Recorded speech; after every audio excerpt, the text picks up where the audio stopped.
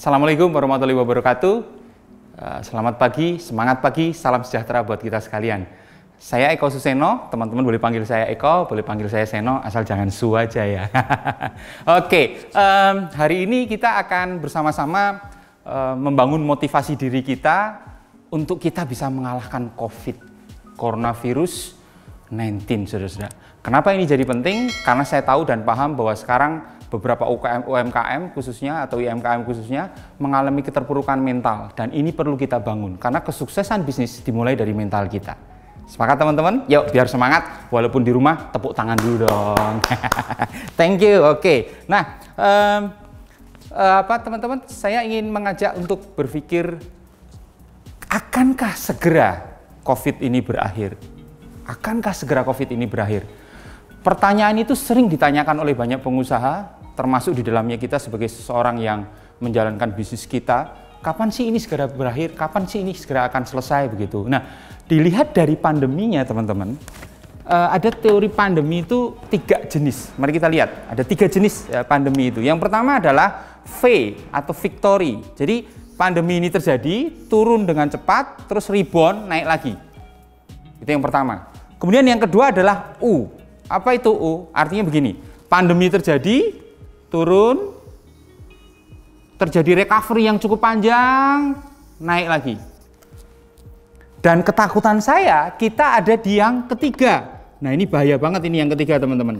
Yang ketiga ini adalah tipe W. Yang ketiga ini tipe W, yaitu apa? Ini pandemi, turun, rebound, terjadi second wave atau gelombang kedua yang kadang jauh lebih parah, baru kita naik lagi.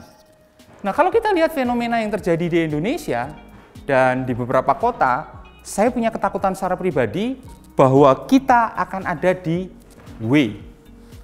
Pandemi, turun untuk saat, orang rame-rame new normal, kembali ke aktivitas utamanya, berbisnis, kemudian mereka beraktivitas bersentuhan dengan banyak orang, akhirnya terjadi yang namanya second wave. Dan turun biasanya lebih jauh, lebih dalam, baru kemudian naik lagi. Sehingga teman-teman, sesi ini menjadi penting. Karena kenapa?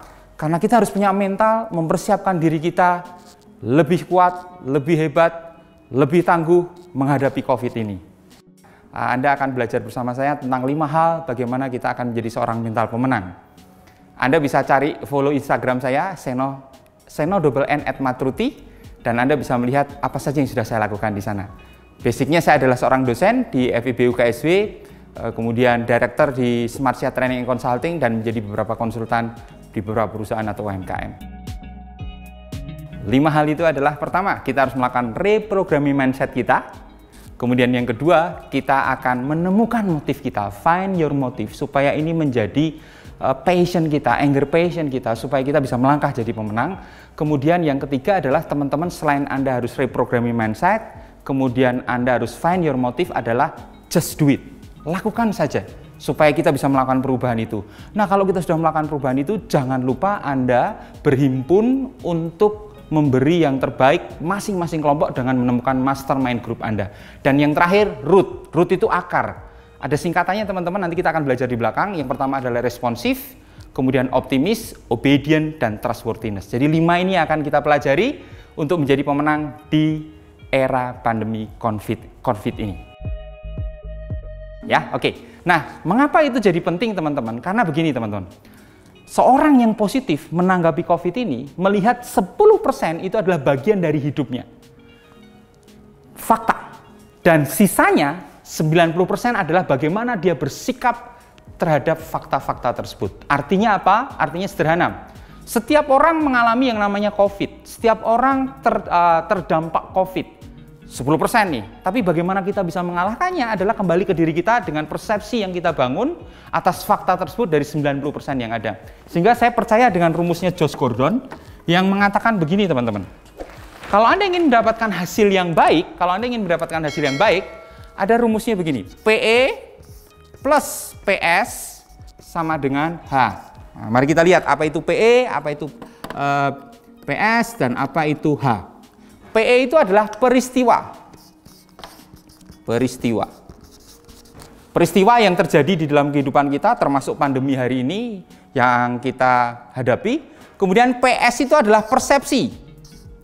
Persepsi. Dan H itu adalah hasil. Artinya apa, teman-teman? Artinya simpel. Setiap orang menghadapi peristiwa yang sama, tapi hasilnya menjadi berbeda kalau dia membangun persepsi yang berbeda juga. Contoh misalnya. Contoh ya. Contohnya tidak ada hubungan dengan usaha, tapi ini sangat menarik sekali contoh ini. Misalnya sama-sama nih ada satu peristiwa orang kehilangan motor. Peristiwanya sama, 2 orang kehilangan motor. Persepsi yang pertama ngomong, oh selesai hidup saya karena motor saya ini saya gunakan untuk berusaha. Maka dia akan mengeluh, dia tidak akan memiliki semangat untuk bekerja lebih lanjut lagi. Tetapi peristiwa yang sama, satu orang yang berikutnya, dia mengatakan, wah aku kehilangan motor, ini kesempatan saya untuk bekerja lebih giat lagi. Mumpung saya masih punya semangat sehingga nanti saya bisa beli motor yang lebih bagus sehingga hasilnya akan menjadi berbeda. Jadi lihat teman-teman, ada hal yang membedakan satu fakta terjadi dalam kehidupan kita, berbeda hasilnya setiap orang. Di mana? Persepsi. Nah, bagaimana dengan persepsi kita terhadap menghadapi COVID ini? Itu yang perlu kita bangun dengan mental juara yang hari ini akan kita diskusikan bersama. Ada satu ungkapan yang cukup menarik.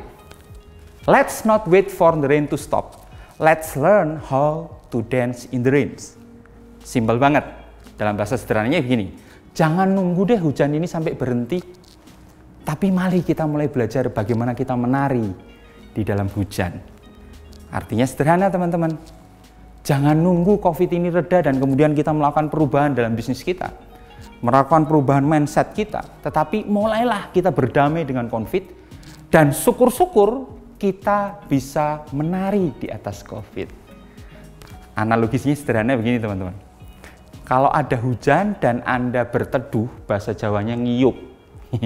Kalau Anda berteduh, sementara yang lain menari di dalam hujan tersebut dengan riang dan dia bisa melakukan banyak hal, maka Anda yang berteduh akan kehilangan momentum untuk menikmati pandemi itu dan mengalahkan pandemi itu.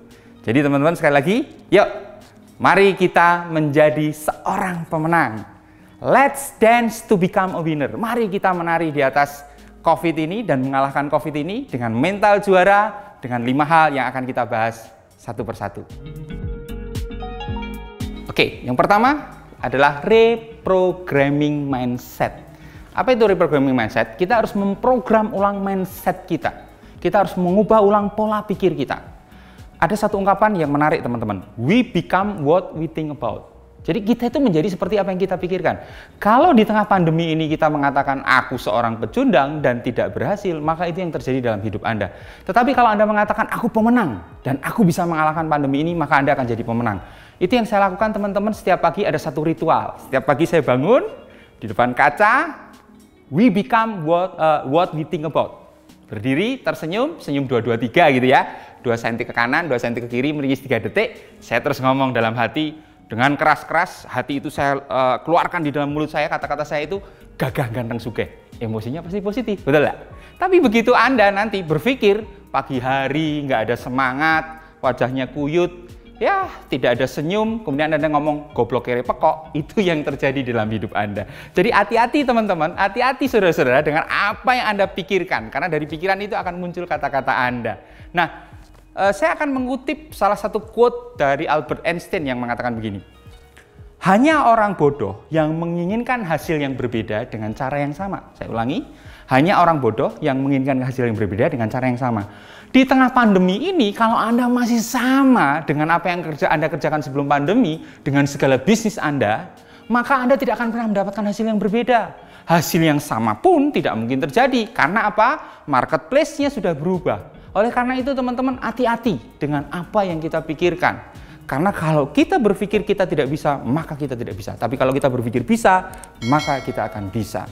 Dan Anda nggak perlu takut untuk gagal. Anda nggak perlu takut untuk memulainya. Anda nggak perlu khawatir. Karena ada satu penelitian yang menarik teman-teman. Itu mengatakan begini, bahwa kekhawatiran yang terjadi dalam hidup kita, 100%, 60% itu sebenarnya bukan kekhawatiran. dan nggak perlu kita khawatirkan.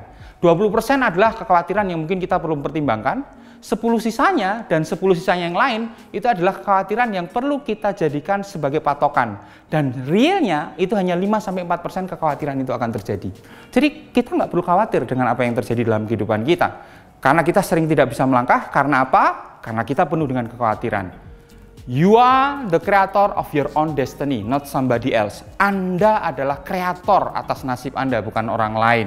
Anda nggak perlu khawatir, karena saya punya keyakinan orang khawatir akan menjadi energi negatif, optimis yang dibangun di dalam dirinya. Bangun attitude positif. Apa itu attitude positif? Berawal dari pola pikir yang positif, yang dapat mendorong munculnya harapan yang positif, yang berujung pada tindakan yang positif. Ada dua hal dari seorang kita bisa tahu dia itu pemenang atau pecundang. Seseorang yang dikatakan pemenang, dia akan mengatakan begini, ini sulit tapi mungkin. Tetapi kalau seorang pecundang akan ngomong, ini mungkin tapi sangat sulit untuk mengerjakannya. Dua hal yang berbeda. Jadilah pemenang yang mengatakan, ya saya paham di pandemi ini sulit, mindset yang harus Anda bangun, tapi ini mungkin untuk saya menjadi pribadi yang lebih baik, lebih baik, lebih baik, lebih baik, dan lebih baik. Yang kedua teman-teman, find your motive. Anda harus menemukan motif apa yang menggerakkan bisnis Anda, menggerakkan hidup Anda di tengah pandemi ini. Ada 3. Level yang terendah adalah financial motive. Di level ini kita sebagai seorang pengusaha dan kita secara pribadi, yang kita kejar hanya selalu duit, dan uang. Di sini filosofinya adalah money is everything. Sehingga banyak sekali pengusaha-pengusaha itu terpuruk karena melihat segala sesuatunya diukur dengan uang. Dan betul memang bisnis harus diukur dengan uang, tapi tidak selamanya bisnis itu diukur dengan uang. Maka ada level yang berikutnya, yang di atasnya adalah social motive. Social motive itu berbicara tentang apa? Harmony is everything. Bisnis yang saya kerjakan, usaha yang saya kerjakan ini adalah satu usaha yang memberi kemanfaatan pada sesama saya. Tidak hanya sekedar finansial. Sehingga ketika Anda di tengah pandemi ini justru Anda akan melakukan banyak CSR, membantu orang lain dengan banyak atas bisnis Anda. Nah, yang paling keren adalah yang paling akhir, paling atas, spiritual motive.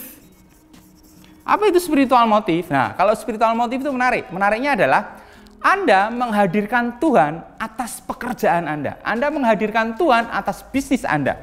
Karena saya punya prinsip, ketika kita angkat tangan, maka Tuhan turun tangan dalam kehidupan kita. Ketika kita angkat tangan atas bisnis kita, Tuhan akan turun tangan terhadap bisnis kita. Artinya apa teman-teman? Anda harus masuk ke aspek spiritualitas. Jangan terjebak kepada aspek finansial. Karena di aspek spiritualitas kita itu, kita akan berani ngomong, God is the owner and I'm the manager. Tuhan yang punya usaha saya, Tuhan yang punya hidup saya, dan saya hanya mengerjakannya saja. Kalau orientasi kita ke uang terus, maka kita akan penuh dengan kekecewaan, kegagalan. Omset kita turun, nggak naik-naik nih pembelinya. Tapi kemudian kita bergerak untuk menjadi lebih baik, social driven, social motive, Anda akan mulai berpikir, apa sih usahaku ini yang bisa saya gunakan untuk membangun kemaslahatan, kemanfaatan pada orang lain? Syukur-syukur Anda bisa sampai spiritual. Pengalaman spiritual menghadirkan Tuhan dalam bisnis kita. Saya suka membagi ke dalam 4 kuadran ini teman-teman. Oke, find your motive di tengah pandemi ini. Oke, mari kita lihat. Yang pertama adalah di sini motifnya. Apa sih yang menggerakkan Anda? Masih ingat ya tadi ada 3 kan? Finansial, sosial, atau spiritual. Ya. Kemudian yang berikutnya adalah action. Karena apa? Karena motif yang kuat, kalau tidak diikuti action, ya percuma gitu. Nah, sehingga ada 4 tipe orang. Mari kita lihat satu-satu. Motifnya ada 2 nih. Motifnya ada 2. Weak, strong. Boy. Motifnya kuat banget atau motifnya lemah, gitu ya. Atau yang kedua, kita lihat actionnya. Actionnya itu ada 2 juga. No action, yes, langsung melakukan action. Sehingga ada 4 tipe orang, teman-teman. Mari kita lihat satu-satu. Tipe yang pertama, ini tipe yang hopeless. Saya katakan hopeless kenapa? Motifnya rendah, bahkan kadang dia nggak punya motif. Dan dia akan mengatakan, sudahlah saya hidup dari bantuan pemerintah sajalah, kira-kira gitu. Dan no action, dia nggak mengerjakan bisnisnya dengan lebih baik gitu. Itu yang pertama. Kemudian yang kedua, ini yang menarik nih yang kedua nih. action, yes action, but motifnya lemah. Artinya apa? Dia mengerjakan banyak hal, tapi ketika dia mengalami masalah, karena motifnya nggak kuat, akhirnya dia down. Nah, kemudian yang berikutnya, yang ketiga adalah dia strong secara motif, tetapi no action. Nah, teman-teman tahu istilah NATO itu kan, no action talk only, ngomong aja. Kamu yakin nggak bisnis berhasil di pandemi ini? Oh, sangat berhasil. Yakin nggak? Yakin. Terus apa yang sudah kamu lakukan? Belum ada. Nah, itu jadi problem besar. Dan seringkali saya melihat banyak sekali orang-orang ada di sini. Setelah ikut sesi motivasi, semangat, tapi kemudian apa yang harus dilakukan gitu ya. Kemudian yang terakhir, jadilah pribadi yang keempat. Ini yang paling keren. Pribadi yang keempat itu apa? Pribadi yang luar biasa. Karena dia punya motif yang kuat, mendorong hidupnya untuk menjadi lebih baik, apalagi sampai ke aspek spiritualitas tadi, dan dia selalu punya action-action kecil. Nah, action kecil itu apa? Nanti di bagian ketiga kita akan mempelajarinya.